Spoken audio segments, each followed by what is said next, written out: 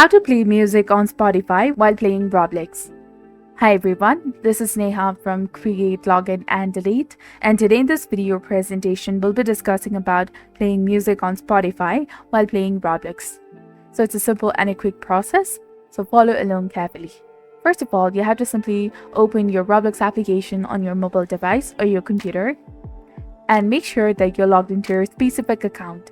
After that, head over to the Windows icon in the bottom left corner of the screen and type in Spotify to open the Spotify application.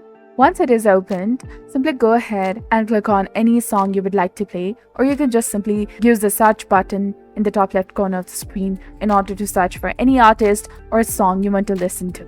After you locate the song, simply go ahead and click on play and the song will automatically start playing.